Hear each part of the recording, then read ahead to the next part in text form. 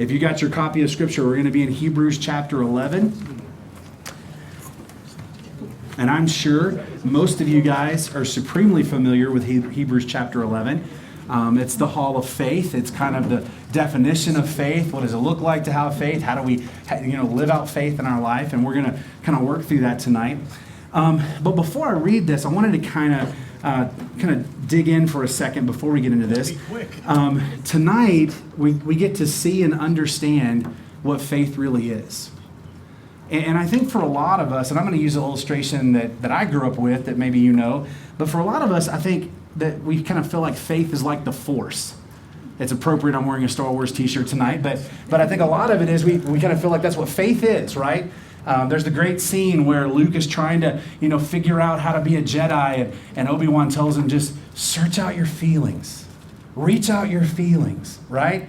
Just give in and reach out your feelings. And that's kind of what we think faith is.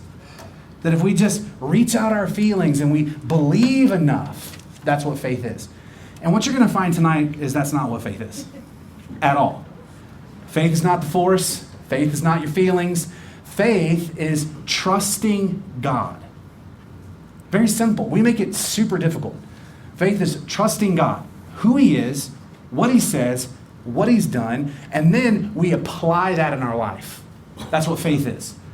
I become convinced of who God is. I become convinced of what God says. I become convinced of what God has done, is doing, and will do. And because of that, I rearrange my life to fit what He says and how He wants me to live.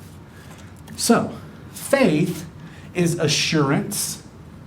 It's conviction. It's being settled. I've said this before, we kind of have an idea that faith is kind of like what Disney talks about, that it's when you wish upon a star, right? That's not what faith is. Now, one of the things that we're going to hear a lot tonight, and I want to say it now before we dig into this, faith is not about the strength of your faith. Faith is about the object of your faith. Do you understand the difference? God isn't asking you to create something called faith and you work it up and get busy in that and have this massive amount of faith. No, God says, put your faith in someone. We all do that anyway. So it's not the strength of our faith that God wants, it's the object. Who are we putting our faith in? Because here's the reality. We all do. And we put our faith in the wrong thing and the wrong people, and we get let down, and then we blame God for it. And He's like, well, you didn't have faith in me. So, put all that on the table, and as we work through this tonight, we need to constantly look, why did these people have faith? And how was their faith strong? Is it because they're better than us? Can I give you the answer to that question? No. Is it because they're smarter than us? No. Is it because they're holier than us? No. Is it because they had some relationship to God that we can't have? No. It's just they decided to trust who God is, to trust what God has said, to trust what God has done, and live accordingly. Okay? So let's jump in. We're going to read through really fast, and then we're going to kind of work through this tonight to really understand faith. Hebrews 11, verse 1. Now faith is the assurance of things hoped for, the convictions of things not seen. For by it the men of old gained approval. By faith we understand that the worlds were prepared by the word of God, so that what is seen was not made out of things which are visible. By faith Abel offered to God a better sacrifice than Cain, through which he obtained the testimony that he was righteous. God testifying about his gifts, and through faith, though he is dead, he still speaks. By faith, Enoch was taken up so that he would not see death. And he was not found because God took him up, for he obtained the witness that before his being taken up, he was pleasing to God. Without faith, it's impossible to please God. For he who comes to God must believe that he is, and that he is a rewarder of those who seek him. By faith, Noah, being warned by God about things yet not seen, in reverence prepared an ark for the salvation of his household, by which he condemned the world and became an heir of the righteousness which is according to faith. By faith, Abraham, when he was called, obeyed by going out to a place which he was to receive for an inheritance. He went out, not knowing where he was going. By faith, he lived as an alien in the land of promise, as in a foreign land, dwelling in tents with Isaac and Jacob, fellow heirs of the same promise. For he was looking for the city which had foundations, whose architect and builder is God. By faith, even Sarah herself received ability to conceive, even beyond the proper time of life, since she considered him faithful who had promised.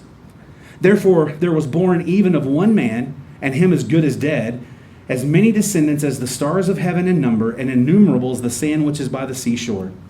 All these died in faith, without receiving the promises, but having seen them and having welcomed them from a distance, having confessed that they were strangers and exiles on the earth. For those who say such things make it clear they are seeking a country of their own. And indeed, if they had been thinking of that country from which they went out, they would have had opportunity to return. But as it is, they desire a better country, that is a heavenly one. Therefore, God is not ashamed to be called their God, for he has prepared a city for them. By faith, Abraham, when he was tested, offered up Isaac, and he who had received the promises was offering up his only begotten son. It was he to him who was said, "In Isaac your descendant shall be called."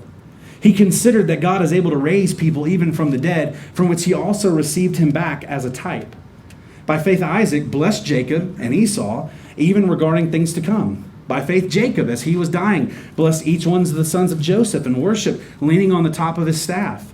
By faith, Joseph, when he was dying, made mention of the exodus of the sons of Israel and gave orders concerning his bones. By faith, Moses, when he was born, was hidden for 3 months by his parents because they saw he was a beautiful child and they were not afraid of the king's edict. By faith, Moses, when he had grown up, refused to be called the son of Pharaoh's daughter, choosing rather to endure ill treatment with the people of God than to enjoy the passing pleasures of sin, considering the reproach of Christ greater riches than the treasures of Egypt. For he was looking to the reward. By faith he left Egypt, not fearing the wrath of the king, for he endured as seeing him who is unseen. By faith he kept Passover and the sprinkling of blood, so that he who destroyed the firstborn would not touch them. By faith they passed through the Red Sea as though they were passing through dry land, and the Egyptians, when they attempted it, were drowned. By faith the walls of Jericho fell down, and they had been encircled for 7 days. By faith Rahab the harlot did not perish, along with those who were disobedient after she had welcomed the spies in peace. And what more shall I say? For time will fail me if I tell of Gideon, Barak, Samson, Jephthah, and David, and Samuel, and the prophets, who by faith conquered kingdoms, performed acts of righteousness, obtained promises, shut the mouths of lions, quenched the power of fire, escaped from the edge of the sword, from weakness were made strong, became mighty in war, put foreign armies to flight. Women received back their dead by resurrection, and others were tortured, not accepting their release so they might attain a better resurrection. And others experienced mockings and scourgings, yes, also chains and imprisonment. They were stoned, they were sawn in two, they were tempted, they were put to death with the sword. They went about in sheepskin and goatskin, being destitute, afflicted, ill-treated, men of whom the world was not worthy, wandering in deserts and mountains and caves and holes in the ground. And all these, having gained approval through their faith, did not receive what was promised, because God had provided something better for us, so that apart from us, they would not be made perfect. So, I don't know if you caught it, but there was a phrase that was said a lot in there. Did you catch what that was? By faith. By faith.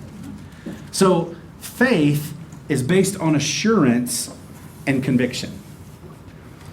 We find out right here in Hebrews 11:1, it says, faith is the assurance of things hoped for, the conviction of things not seen. Now, we're going to kind of unpack that for just a second, but the first thing that I want you to see is this was by the men of old. This is how they gained their approval. And this is important because we've talked about this leading up to this, that the people of the Old Testament, and now he's writing to people in the New Covenant, Christians, we all come to Jesus in the same way. It's all by faith. Their faith in God and what God was going to do, our faith in God and what God has done. No difference. And so the way we gain approval, the way they gained approval is by faith. And so he says, listen, it's assurance. What does that mean? Well, assurance and conviction are kind of two different things. He says assurance of things hoped for. Now, I want you to listen to that phrase. It seems kind of weird, doesn't it? How do you have assurance of something that hasn't happened yet? Assurance means, I know this is going to happen. How do we do that? Well, again, It's the object of your faith. He's asking you, what is the object of your faith? And so assurance and the things that we hope for means we put our faith and hope and trust in an object, a person, in God. We trust God because we know the promises that God has made to us, and we know if God has made promises to us, He's going to deliver. And so we have assurance. Now, one of the things, and we're going to dig in a little bit more on this later, one of the things you hear is, how many times did you hear in there, they had faith, but they didn't receive the promise. They had faith, but they didn't make it to the country. They had faith, but they lost their life. How do you do that? You only do that when the object of your faith is bigger and greater than the problems that you face. And so here's what he's saying. These people came to a place where they were so assured of what God was going to do that even though they didn't receive the promises in their lifetime, they knew the promises were coming and they were going to get them. So, conviction. Conviction of the things not seen. Now, we know a lot about conviction. We talk about conviction. This is a different type of conviction. This isn't the conviction of sin. This is a conviction of, I have seen the evidence, I have studied the evidence, and I am now convinced this is the truth. In fact, I like the word that he uses here, conviction. This is kind of a legal term. When we convict someone in court, why do we convict them? There was evidence, right? And witnesses, and we listen to the evidence, and we listen to the witnesses, and we either say, we believe that, and you're convicted, or we don't believe that, and you're set free. So here's what he's saying. This isn't just assurance or hope. This is because of what we've seen, because of what we've heard, because of what God does, we become convinced that this is true. Conviction of things not seen. Now, we're going to dig into this more in just a second, but here's what he's saying. I know this is going to be a surprise to you, but did you know that you can't see God? Is that shocking? That you can't touch God, right? You can't smell Him. But at some point, all of us have become convicted that there is a God, that He is real, and He is actively involved in this world. We are convicted of things that we can't see. And here's another thing. Can you see forgiveness? Can you taste forgiveness? Can you touch forgiveness? But it's real. So here's the thing. We become convicted of God's character, God's nature, God's power, God's promises. We can't see any of that stuff, but we become convinced of it, that it's there. Now here's where it starts. By faith, we understand all things come from God. In verse 3, he says, by faith we understand the worlds were prepared by the word of God, so that what is seen was not made out of things which are visible. Now, he's building a case here of what faith really looks like and how we can apply faith in our life, because there's some things that we're going to have to be assured of and convicted of that we can't see. And one of the things that we can't see is how the world began. None of us were there. Nobody has a video of it. It's not on YouTube. God has told us some things about it, but the reality is that what we see wasn't made by other things that we see. We have no problem understanding humans because we see humans make humans, right? We have no problem understanding animals because animals make animals. We have a hard time understanding the universe because there was no universe that made the universe. God made something out of nothing. Now, you put that sentence and try to put that in your head goes, what? But that's the reality. God has the power to create everything out of nothing. And that's really where this starts. It causes us, it challenges us to say, what can God do? Because if God can create everything out of nothing, cancer really isn't that big of a deal. If God can create everything out of nothing, financial problems really aren't that big of a deal. Relational problems or persecution. See, here's the reality is that, for us to really be a people of faith and to live out faith and to do what these people did, you have to start believing in a pretty massive, awesome God. The kind of God in Genesis 1 who says, in Genesis 1:1 it says, in the beginning, God said, let there be light, and there was light.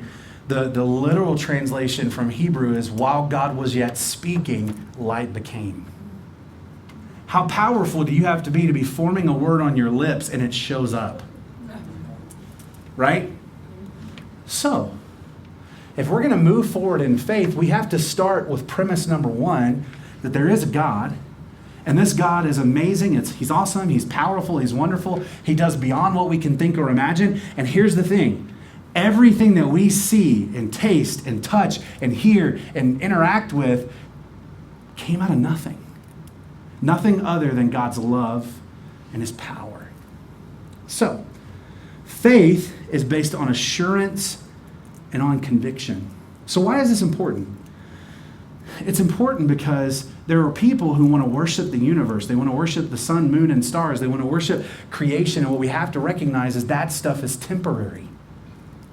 It's not always been around. And as beautiful and majestic and wonderful as it is, it's not God. Why is this important? Everything that has been made that we can see has been kind of filled with God's image in some way, God's presence in some way. So when we look out into the world and we see one another, we should be awestruck by that and go, wow, how awesome is God? It's also important because God is the source of all things. Very, very, simply, to have faith, we have to understand where the source of stuff comes from. We talk about all the time about morality. We throw words around about good and bad. Have you ever asked yourself where good and bad comes from? Nowadays, what people will tell you is good and bad's made up by the culture that you live in. And we can't say that one culture who has this as their standard, we may think it's bad, but they didn't, so we can't say anything to them. Like literally people are now saying, we can't say the Nazis were bad, that was just their culture. And they were just doing what they thought was right. No, we can say that they're bad. We can say that that was wrong. Because there's something outside of us and greater than us, someone who has said, this is right, this is wrong. Laws. We talk about laws all the time. Where did that come from? They didn't appear naturally, We didn't walk outside and there was a law written on the tree that said, thou shalt not steal. And we're like, that might be a good idea. Or a bird fly by. Don't sleep with somebody, it's not your spouse. Where does that stuff come from? Why is it universal? Pretty much universal. You find all these cultures that have no relationship to God whatsoever, and there's a lot of things that are universal. Don't kill, don't steal, don't commit adultery, where does that come from? A source. Assurance and conviction. The rest of the chapter basically takes that theme and says this. Faith is the best way to live in this world. Actually, faith in God is how we best live in this world. Now, I want to skip a couple of things and jump to verse 6 because this is going to frame the argument for us so we understand. Here's what he says. Without faith, it is impossible to please God. This is a continuation of what he talked about in chapter 9 or chapter 10, where God says, I don't want sacrifice. I don't want burnt offering. I don't want the flesh of animals. I don't want the blood of animals. What I want is faith. Faithful obedience is what I want. And so here's the deal. Without faith, it is impossible to please God. Now listen, this is powerful. You should underline it. You should memorize it because this is important. This is when we go to people and say, I don't care how much good you do. If you do it without faith, it's worthless. Now that should sound similar to something else, right? When Paul says you can give your body to be burned, but if you do it without love, useless. You can do all the good works you want, but if you don't have love, worthless. Without faith, everything is an offense to God. Without faith, it's impossible to please him. And here's what he's trying to say. God only accepts faith. You can pray all you want. You can give all you want. You can serve all you want. You can join every church that you want. You can be baptized 900 times. And God's going to say, I'm sorry, I only accept faith. And we should be thankful for that. Because here's the kind of faith that he accepts. First part, you must believe that God exists. Without faith, it's impossible to please God. Look at what he says. For he who comes to God must believe that God is. Now you may think, well, that seems kind of silly. That's self-explanatory. Not really. There's a lot of people who want to be spiritual, right? I want to have some experience, but I don't necessarily need to believe in God. I don't need to have a personal relationship to God. And here's what he says. No, if you want to have faith, true faith, saving faith, transforming faith, life-altering faith, you have to start with this. There is a God. He exists. His name is Yahweh. Jesus is God. The Holy Spirit is God. You have to believe in them all. And until you do that, you can't take any step forward. So here it is. Without faith, it's impossible to please God. And one of the ways that we please God is by believing that he exists. And here's the second way we please God. By believing that he rewards those who seek him. Now, I know words matter, and sometimes words can kind of confuse us. And so this is one of those words that has a lot of connotation that really isn't what the author's talking about. We hear the word reward, and we automatically are like, woohoo, houses and money, and we never get sick. That's not what he's talking about. What he's saying is this. Unlike every other false god that you search after and you manipulate and you try to get them on your side, and you do all of these things and they don't exist, they don't reward you either. So you pray and you pray and you give and you give and you do and nothing happens. Here's what the writer is saying. God is not like that. God rewards you when you come. I mean, how many times have we been told that because of what Jesus has done, we can now enter in the very presence of God, the Holy of Holies. We can come and find grace and mercy and our time of need and our help. We can enter into boldly into the throne room of God and pray, and he hears and he answers. How about this? How about with all of the brokenness and sin that we have in our life, if we seek God, if we ask God, God will come to us. We don't go to him.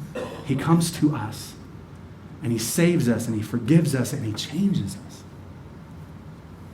No other religion does that. They put it on you. It is your job to work. It is your job to learn. It is your job to give. It is your job to do all these things, and maybe, if you're lucky, you'll find that God. And maybe, if he's having a good day, he'll save you. Very different.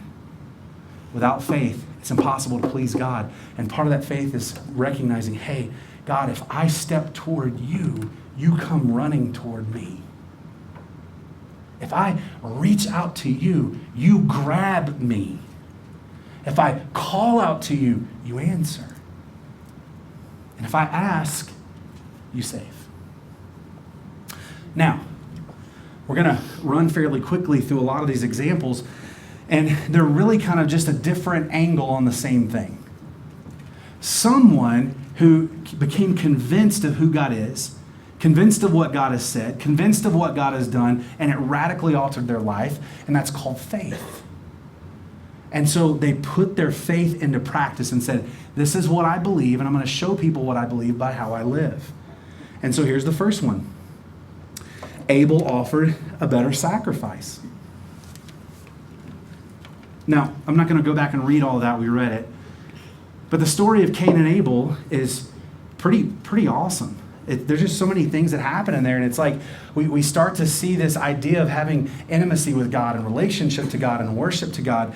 And I mean, it's just kind of like, boom, Cain and Abel. And the next thing that you see is this worship experience with God. We don't get all the things that they heard from God and how God spoke to them in relationship. But something happened that was different for Abel than it was for Cain. Abel because of what he had seen from God, what he had heard from God, what he knew of God, came to God and says, I want to offer you the first of my flock. I want to bring this to you. I want to offer this to you in worship to you because I love you. And Cain brought his and said, here you go. I have to do this. God rejected Cain and accepted Abel. And we know what happened after that. Cain repented of his sins and made it right? Isn't that what happened? Yeah. What happened? Cain killed Abel. Yeah, Cain doubled down on his nonsense. Oh, okay, well, I'll just kill this guy. Abel was moved by his relationship with God to worship God. And I know that God had told him, this is what I want you to do. This wasn't something they cooked up on their own. And so here's what Abel said. Hey, because of who you are, because of what you say, because of what you do, this has impacted me. And so I want to express my faith. And I'm going to express my faith by offering this to you in love and in joy and in worship. God, let me show you how I love you because you've shown me how you love me. Now, we don't have time, but I could spend a lot of time talking about how our worship may really look more like Cain than it does Abel. How many times do we come on Sunday and we don't really want to be here?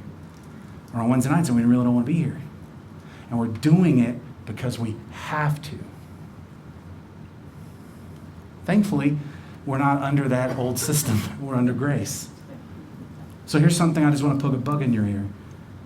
Faith means when we come to worship God, we say, God, let me show you how I love you because you've shown me how you love me.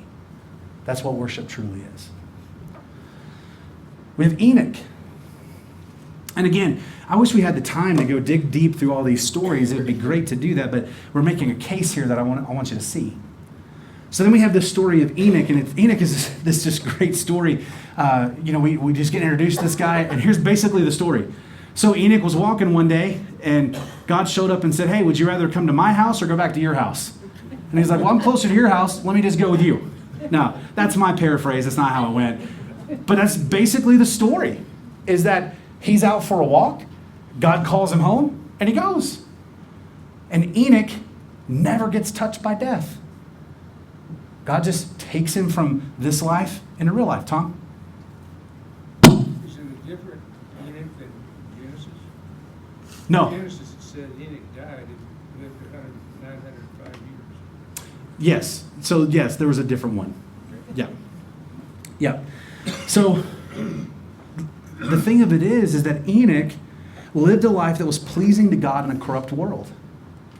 We get all of this information from after Cain and Abel, and Cain goes his way, and all of a sudden the world just kind of blows apart because of sin, and everybody's doing all this stuff and just being crazy. And here's a guy who has a deep, intimate, personal relationship with God. They literally walk together, and God takes him home because he lived a life that was pleasing to him. How about Noah? Noah faithfully served God. Noah faithfully served God through hardship and mocking. I want you to look at this real quick because there's some things that are said here that are important I want you to see. Verse 7, by faith Noah, being warned by God about things not yet seen, in reverence prepared an ark for the salvation of his household, by which he condemned the world and became an heir of the righteousness which is according to faith. Remember we talked about assurance, talked about conviction. I don't know what God told Noah. We didn't get the message. But God warned Noah that judgment was coming. Well, in fact, he actually, I think he told Noah, because in Noah's message, people mocked him for it. God told Noah that it was going to rain. And it was going to rain so hard it was going to flood. Now, there are two words there that people had never heard of before, rain or flood. Because we're told in the Bible that a mist would come in the morning and a mist would come in the evening, and that's how everything was watered. You didn't get rain. It didn't fall from the sky.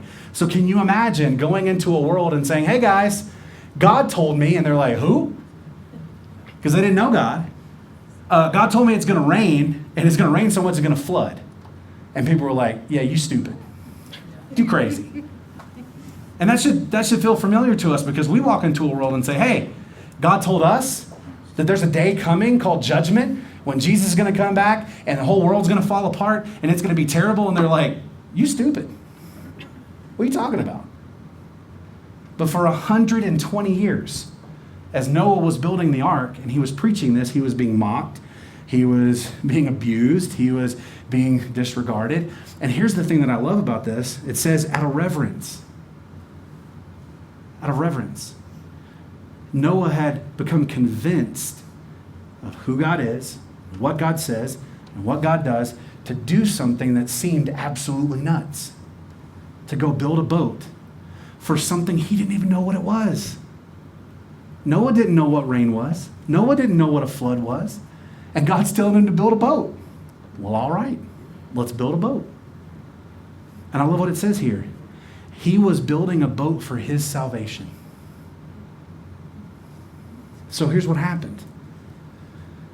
He was so moved by God coming and speaking and drawing. He says, God, I don't understand all of this stuff.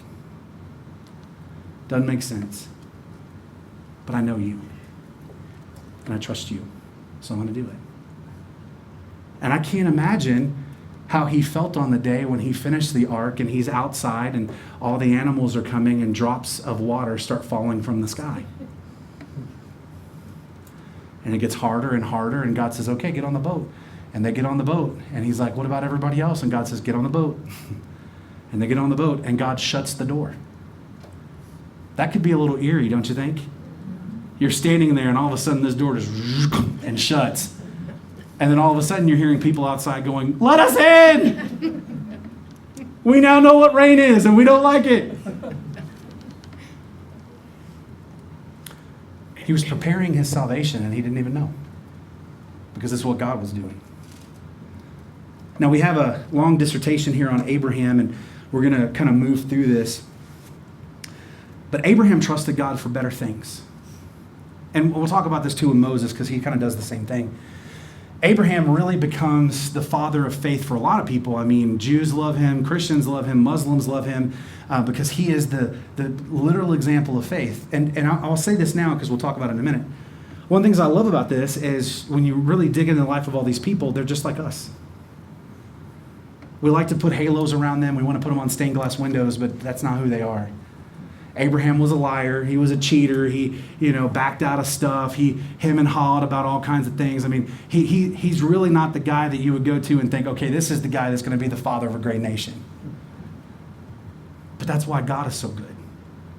Because it wasn't about Abraham, it was about God. So Abraham trusted God for better things. He became convinced of things that he couldn't always see. Here's number one. He trusted God enough to leave the known and go into the unknown. By faith, verse 8, Abraham, when he was called, obeyed by going out to a place which he was to receive for inheritance, and he went out not knowing where he was going. And he lived as an alien in the land of promise, as in a foreign land, dwelling in tents with Isaac and Jacob. He didn't even get it. He got to live there, but he didn't receive the promise. That was for the rest of his family. I love reading Genesis chapter 12. When you go back and read the call of Abraham, or Abram at that time, actually, Abram's father got called first. If you look at it, they were living in a place, and it says that, his father Terah, they picked him up and moved to this place, and they stopped, and then God called Abraham. And Abraham went. Now, I don't know about you guys, but how about this? How about God comes to you and says, listen, I want you to go somewhere. Okay, where are we going? Not going to tell you.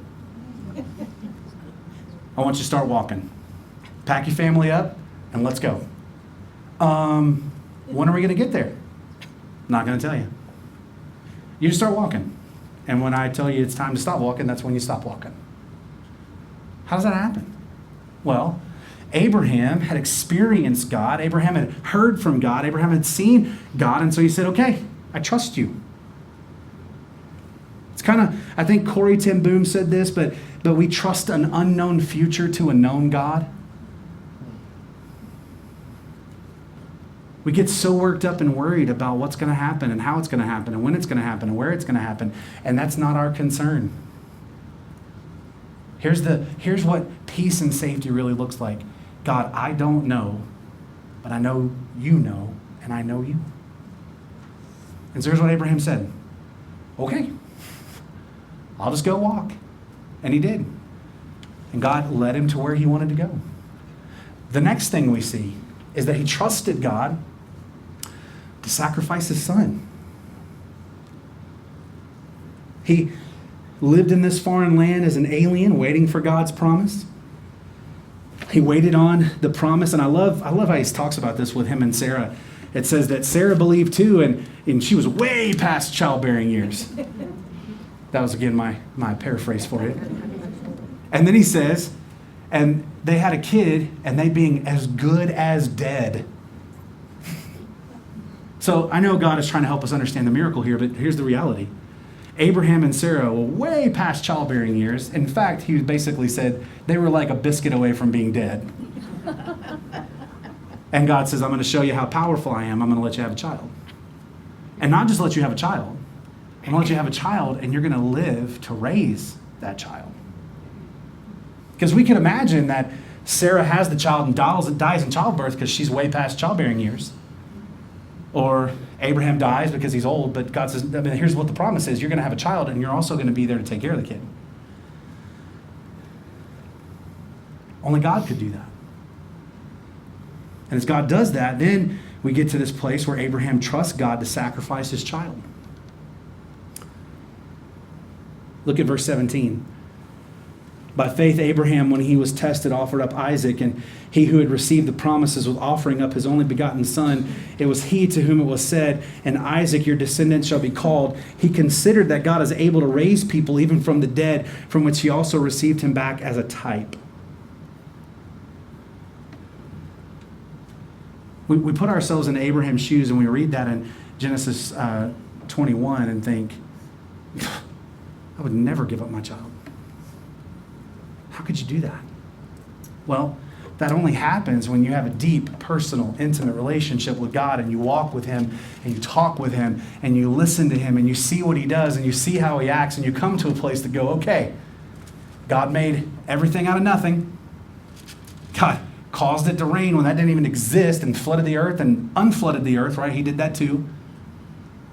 I mean, really, is this too difficult?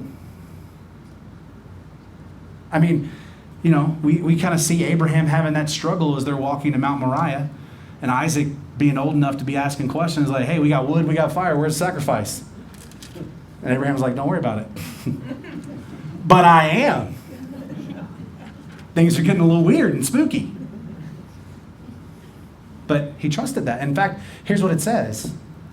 He trusted God enough to believe, and God had not promised this, and God had not said this, but he said, you know what? My God can raise people from the dead. And so that's what's going to happen.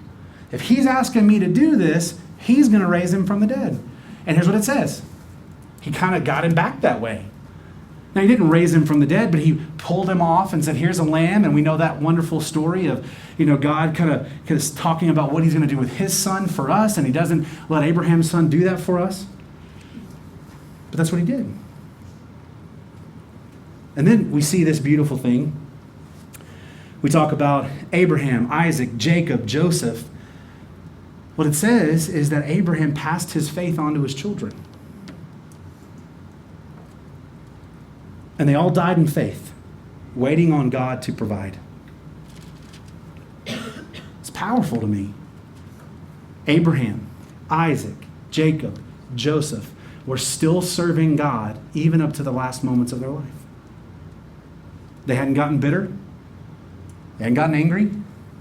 In fact, what we see in every one of them, Isaac, Jacob, Joseph, Abraham, as they come to the end of their life, they're passing on these blessings and they're passing on commandments and they're talking about following God. In fact, remember we talk about Joseph, and it says that, Joseph tells all of his sons, hey, this is what I want you to do when you guys are rescued out of Egypt.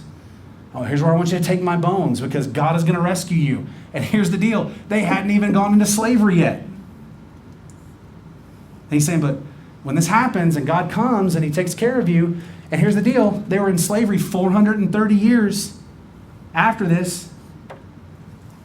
But he began to believe what God said and who God is and what God could do. And he says, listen, when this happens, I want you to do this. And that's exactly what happens when you read the end of Exodus. It says they grabbed Joseph's bones and they took it with them, right? They were still serving. And they didn't walk away. They didn't walk away because they understood that, yes, I haven't received part of the promise that God had given me, but look at all that I have received. Look at what all he has done. Look at how many times he's provided. Look at how many times he's perfected. And we've talked about this a lot as we've gone through 1st and 2nd Thessalonians. It's about perspective. How many times do we immediately go to the negative and say, well, this isn't happening, and I prayed and did this, and this didn't, and we don't look at what God is actually doing? Things would be radically different for us if we had faith and said, hey, yes, I don't have everything that God has promised me, but here's what I do have, and here's what God has done. Moses. Moses chose God over an easy life. The story of Moses is pretty powerful. He was saved by God at his birth. A lot of Hebrew boys died before Moses. It's a tough story. Got to ask questions. What about all those other boys, God? Didn't you love them? Didn't you care about them? Answer is yes. But he saved Moses at his birth. And he had chosen Moses. And Moses really kind of hits the lottery. Like, if you remember the story, his sister puts him in the river and he floats down and Pharaoh's daughter finds him. And she knew he was a Hebrew baby because he didn't look like them, right? And I mean, like, here's the thing. Your dad has issued this edict, like, kill all the Hebrew babies, and you show up in the palace with a Hebrew baby, wrapped in Hebrew cloth and clothing. Don't think people had questions? But this is the way it always worked. The daughter just batted her eyes at her dad, and she said, please. Okay, all right. Easiest life in the world. Grew up in the palace, lived in the palace, educated in the palace. Here's what it says. He chose to reject an easy life to follow God. In fact, what it says is he chose that so that he could be with his people. He rejected that. Look at verse 24. By faith, Moses, when he had grown up, refused to be called the son of Pharaoh's daughter, choosing rather to endure ill treatment with the people of God than to enjoy the passing pleasures of sin, considering the reproach of Christ greater riches than the treasures of Egypt, for he was looking to the reward. By faith, he left Egypt, not fearing the wrath of the king, for he endured as seeing him who is unseen. Now, you can kind of say that this is whitewashing Moses, because when he left, it wasn't in faith. In fact, if you remember his story, he decided, okay, I found out that I'm a Jew or I'm a Hebrew, and I'm going to go, I want to take care of my Hebrew people. He sees one of the Hebrew people being mistreated by a taskmaster, and he kills the guy. And he turns around and is like, all right, everybody behind me. And they're like, peace out. We want no part of this. And so now he's like, uh-oh, what do I do? And he ran for his life. But God says even in that, it's by faith. And he chose to endure ill treatment rather than the passing pleasures of sin. I mean, how easy would it have been for him to see that and just turn a blind eye to it? Walk away from it. Think about how powerful that would have been as they're reading that, going through what they're going through. And some of them thinking, man, it would just be easier if I could just not do this. By faith, he kept Passover, sprinkling blood, so he who destroyed the firstborn would not touch them. By faith, they passed through the Red Sea as though they were passing through dry land. The Egyptians, when they attempted it, were drowned. He lived his life by faith. Now, we'll kind of move through this fast, but he jumps ahead and says, the people of Israel have lived by faith. Now, again, this is kind of funny because when you read the Old Testament, does it sound like the people of Israel live by faith? No. Sometimes not. And here's one of the things that I love The Bible pulls no punches. It doesn't sugarcoat. It doesn't gloss over. We see people. And I know it's easy for us. We like to stand on this side of the cross and look back and, judge people for what they did, and we don't see ourselves in them, which is ridiculous. Because when I read the Old Testament, I see people just like me, flawed. I want to follow God. I want to give him my whole heart. And then I get into a situation that I've created and don't know how to get out of it, and so I try to get out of it, like Abraham or, like Moses. She's my sister. It's not my wife. It's my sister. So he says the people of Israel live by faith. And when you really think about it, that's what happened. They had to live by faith to follow Moses and walk out to the Red Sea. And as they get out there, I think Moses kind of took them on an Abraham journey. Where are we going? I'll tell you when we get there. Hey, Moses, we're heading to the Red Sea, man. Where are we going? Don't worry. Hey, man, we're getting close to the Red Sea. Where are we going? It's all right. Hey, we can't go anywhere else. We're here in the Red Sea. Where are we going? Don't worry. It'll be open. And then God opens up the water and they walk through. It says the walls of Jericho fell. Wonderful stories that we tell kids, and we never really talk about it when we're adults. We miss the point. These are things that only God can do. People had faith. They took a step of faith. God intervenes as only God can do and brings these just massive, miraculous miracles in their life. And then he leaves off the part, and I'm thankful for this, but he leaves off the part how they get on the other side of the Red Sea, Egyptian army drowned, and they're like, we want to go home. This is the worst road trip we've ever been on. God, you hate us. Let us go back. Walls of Jericho. God says, walk around the walls 7 times. And they fell. Rahab. This is a really awesome picture. You have a woman who lives in a foreign land. She actually lives in the promised land, but she lives there, and she is part of a pagan group of people who do not know God, have never heard from God. They worship another god. In fact, they worship the Canaanite god, Baal, and their sacrifice, or Molech. They sacrifice kids to Molech, and they're doing all this craziness. The spies show up and talk to her, and here's the thing. She's a prostitute, and it's like, what are you doing in her house? That's a little sketch, bro. But they're there. And they're telling her, now think about this. I don't think we really think about things. Listen how crazy this scenario is, okay? They go in, the 2 spies, they spy out the land, Caleb and Joshua. They're heading back out. They stop at the brothel. Why wouldn't you, right? It's on the way out of town. And you're having a conversation with the prostitute and go, oh, by the way, our God is about to come in and destroy everything. And so we want to tell you about that. And she's like, okay, cool. Sounds good. How can I get in on that? So we're going to come in. God's going to destroy everything. We're going to take over. All right, yeah, I'm down. And so she puts a scarlet cord in her window, and they wipe everybody else out, and her family are saved. God reaches out to someone who's not even in the people of Israel. Because of their faith, they get saved. Then we have Gideon, Barak, Samson, Jephthah, David, Samuel, the prophets. I love how he does that. You can tell this guy's a real preacher. He's like, hey, I got 50 more things I want to tell you, but we don't have time. In closing, 25 minutes later. Can you take lessons from you, Pastor? Let's not go there. But here's what he's saying. There's so many people that we could go to. I want to give you examples of what it looks like to live by faith. And he already has been. And again, whether we see them, and he's going to run through this. So real quick, they conquered kingdoms. They did acts of righteousness. They obtained promises. They shut the mouths of lions. They quenched fire. They escaped the sword. Dead were raised. Others were tortured. Here's the thing. Here's what he's saying. God does some really awesome things through people who will trust him. And so the writer wants to make sure that we don't miss the point. He's not saying be like Abraham. He's not saying be like Moses.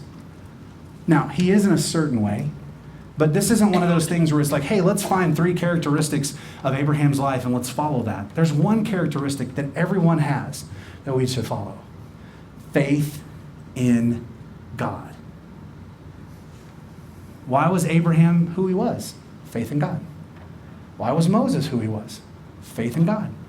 Why was Gideon, Barak, Samson? Faith in God. And here's the thing. The fact that Samson's put in that list, God gave him a wonderful gift, and he was just like, yeah, I don't really care.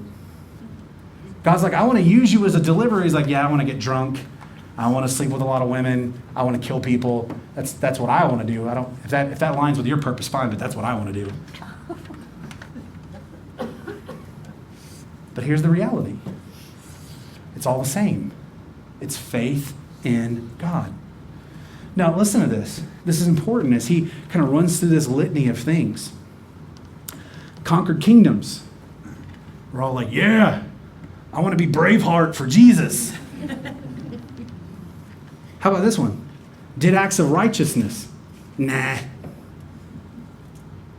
The fact that he puts these two things together as equal. Like, not everybody is going to overthrow a kingdom, but he's calling all of us, if we have faith in God, to do acts of righteousness. And I would argue that Jesus would say, doing acts of righteousness is greater than overthrowing a kingdom. And so we wait to be Braveheart when we need to be Braveheart in our relationships and in our communities. We extend kindness and compassion, and we extend love and grace and mercy, and we example Jesus to people. That's not sexy. That doesn't get a movie made after you, right? And that's sad, because it should. They obtained promises. Ooh. Shut the mouths of lions, quenched fire, escaped the sword. Most of that was in the book of Daniel. And remember when we talked about this in Daniel, we just love Shadrach, Meshach, and Abednego. We love Daniel. We want to be just like them. Great. To be just like them, you need to have the faith that they had. Daniel was not willing to compromise his faith one bit, no matter what it cost him. Shadrach, Meshach, and Abednego was not willing to compromise their faith, not because, they were trying to stand up or they were trying to be, a patriot. Their relationship with the Father, their relationship with God was so much, and here's what they would say: I don't care what you do. I'm not denying him. It's kind of like there was a guy named Polycarp, and he was, and I'll probably get this wrong, he was the teacher of Irenaeus, but Polycarp was a disciple of John, the beloved disciple John, who wrote John, 1st, 2nd, 3rd John, Revelation. And he had been serving God for a lot of years, and when the Romans came, they were gonna set him on fire. And they said, you can just stop. And he was like, no. So they took him out, put him on a big old pile of wood, and they put in the fire to it, and they're like, you can stop this. And he said, my God has been good to me for 86 years. Why would I deny him now?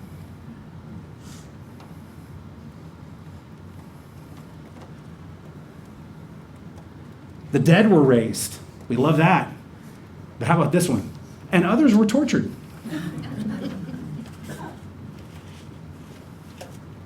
There was mocking, scourging, chains, imprisonment, stoned, sawed in two, tempted, put to death. I love that. Temptation in the middle of that.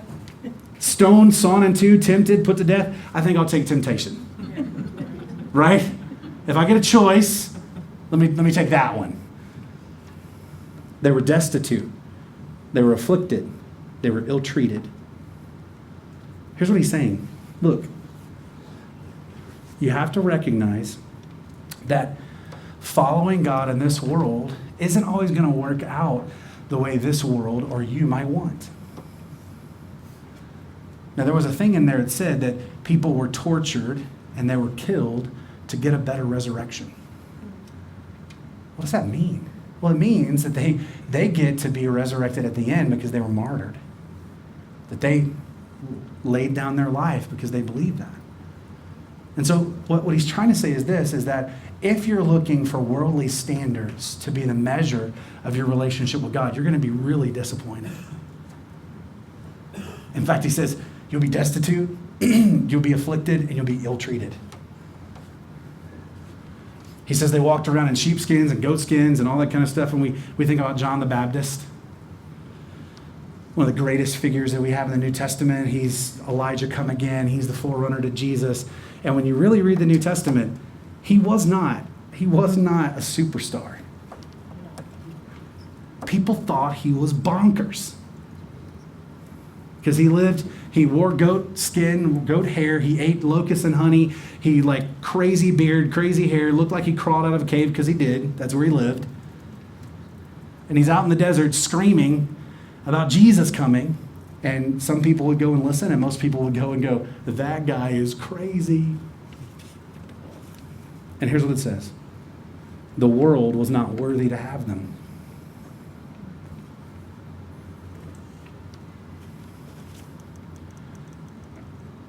Someone who lives by faith. Now, not all of us are going to be destitute. Not all of us are going to be afflicted. Not all of us are going to be ill-treated. Not all of us are going to be sawn in two. Not all of us are going to be stoned. But here's the deal.